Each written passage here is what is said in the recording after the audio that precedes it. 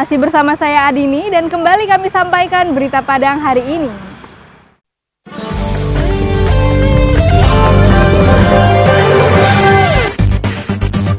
Pedagang kecil terpaksa menutup usahanya karena tagihan listrik yang membengkak.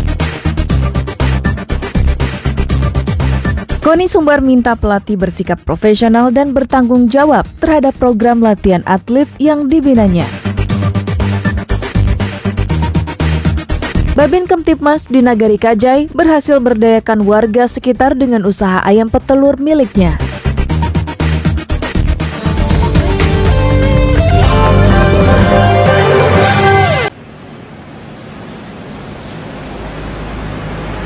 Akibat tingginya tagihan listrik di bulan Juni, sejumlah warung di kawasan Simpang Tabing Padang terpaksa ditutup oleh pemiliknya.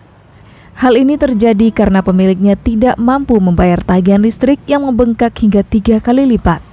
Farhan Maulana, salah seorang pemilik warung pecel lele di Simpang Tabing, Kecamatan Kota Tangah, Selasa pagi mengatakan sejak 2 pekan terakhir dirinya tak lagi berjualan. Pasalnya, pedagang yang telah berjualan sejak 5 tahun lalu itu tak sanggup untuk membayar tagihan listrik yang naik hingga 3 kali lipat. Di warung tempatnya mencari nafkah mempunyai daya listrik 1.300 watt. Biasanya membayar tagihan listrik rata-rata Rp350.000 sebulan. Namun saat ini tagihan listrik yang mesti dibayarnya mencapai Rp1 juta lebih atau 3 kali lipat dari tarif biasanya. Sekarang warung saya tutup dikarenakan tidak sanggup membayar listrik lagi. Karena watt sekarang 1.300, biasanya membayar cuma 300.000, sekarang membayar sampai 1 juta. Hal senada juga dialami Ibnu Fajrin, salah seorang warga Tabing. Untuk pembayaran listrik di bulan Juni kemarin, dirinya harus membayar 2 kali lipat dari biasanya, yakni sebesar Rp800.000. Meski kesal, tagihan listrik tersebut tetap dibayarnya, karena tidak mau ambil resiko aliran listriknya diputus pihak PLN. Biasanya saya membayar listrik 300-400 per bulan. Namun bulan ini tagihan mencapai 800.000 padahal tidak ada sebelumnya pemberitahuan dari pihak PLN atas kenaikan tarif dasar listrik. Harapannya agar pemerintah memberikan kejelasan atas kenaikan tarif dasar listrik atau toleransi atau sebagainya gitu. Ya, seperti itu.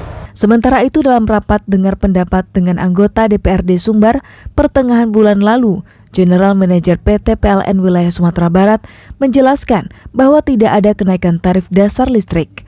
Yang terjadi adalah kenaikan tagihan listrik akibat work from home, Ramadan, dan belajar di rumah. Aktivitas yang dilakukan di rumah ini berdampak pada pemakaian listrik yang lebih banyak dibanding hari biasa.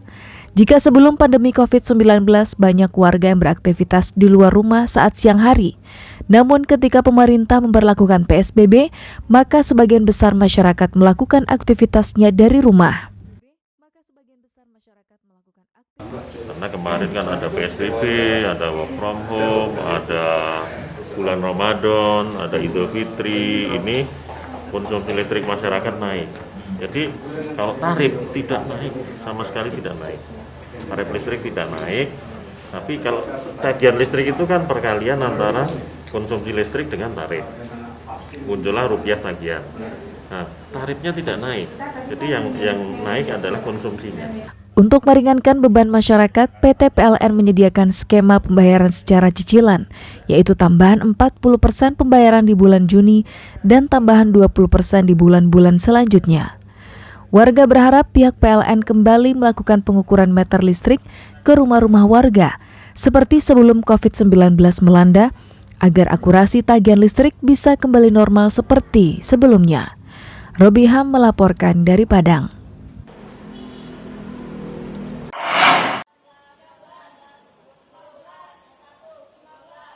Tim teknis KONI Sumatera Barat mengharapkan pelatih seluruh cabang olahraga untuk mendampingi para atletnya dalam berbagai kegiatan, termasuk saat latihan maupun saat uji kemampuan fisik.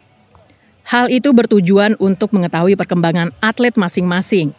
Jika ada pelatih yang tidak hadir dalam sesi latihan, apalagi pada saat uji kemampuan, maka tim teknis memberikan rekomendasi kepada KONI Sumatera Barat untuk memberikan peringatan keras kepada pelatih. Menurut Ketua Tim Teknis KONI Sumatera Barat, sebelumnya KONI Sumatera Barat telah memberikan teguran dan sanksi kepada salah seorang pelatih cabang olahraga karena tidak menjalankan fungsinya sebagai pelatih. Akibatnya, pelatih tersebut diberhentikan oleh pengurus cabang olahraganya. Kalau memang dia akan berbuat juga seperti itu, tidak sesuai dengan tupoksi yang ada, sebagai pelatih kan jelas. Tugas pelatih itu apa? Pasti dia tahu. Kalau dia tidak jalankan itu, sedangkan atletnya mengikuti latihan dia nggak ada, otomatis kita akan memberi peringatan. Kalau memang tidak berjalan ke depannya, kita akan sanksi. Bisa juga dia honornya tidak kita berikan, bukan kita kurangi, tidak kita berikan. Bisa saja seperti itu. Ketua Tim Teknis dan juga menjabat Wakil Ketua KONI Sumatera Barat tersebut juga menegaskan tidak akan memberikan honor bulanan kepada pelatih yang tidak menjalankan tugasnya dalam membina atlet PON Sumatera Barat. Robiham melaporkan dari Padang.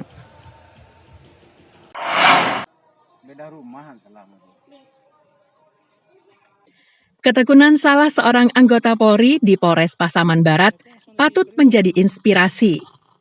Selain menjadi seorang Babin Kamtibmas Nagari Kajai, Kecamatan Talamau, Aibda Muhtarudin juga berhasil menciptakan lapangan pekerjaan bagi sejumlah warga dengan memulai usaha ternak ayam petelur. Anggota Polri berpangkat Aibda tersebut memulai usahanya dari nol sejak tahun 2017 lalu. Dengan modal seadanya, Muhtarudin bertekad untuk membuka lapangan usaha yang bisa memberikan manfaat bagi warga sekitar dan memberikan peluang kerja bagi orang lain.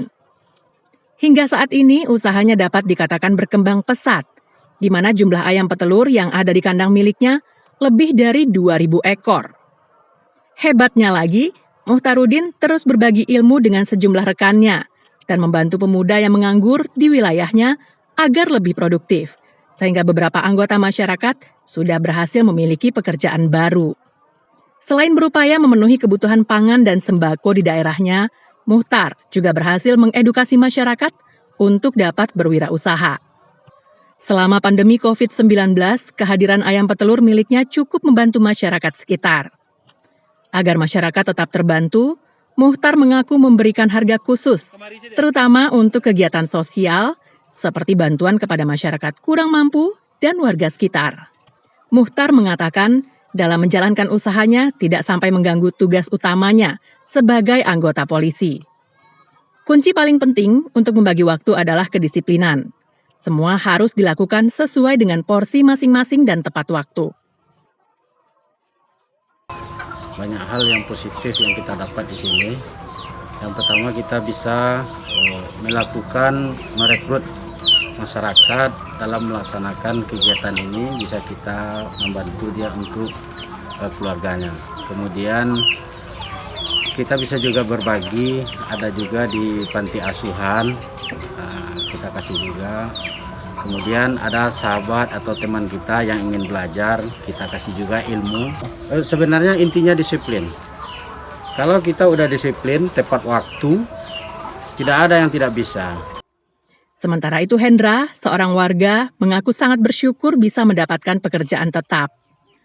Keluarganya merasa terbantu dengan ikut sebagai pegawai di kandang ayam petelur milik Muhtar. Kan terbantu lah semuanya, terbantu di keluarga, gak banyak cari kerja yang lain. Bercanda sering, bercanda tapi ada waktu untuk bercanda, ada waktu untuk serius. Setiap hari dia ke kandang? Setiap hari. Berarti akrab dengan pegawai-pegawainya ya semuanya? Akrab. Dalam memperingati Hari Bayangkara tahun ini, Muhtar berpesan kepada seluruh anggota kepolisian agar terus disiplin dan tekun dalam menjalankan tugasnya. Dia berharap anggota kepolisian juga dapat membantu masyarakat sekitar dengan membuka usaha yang dapat menciptakan lapangan kerja dan menjaga ketahanan pangan. Yan Saputra melaporkan dari Pasaman Barat.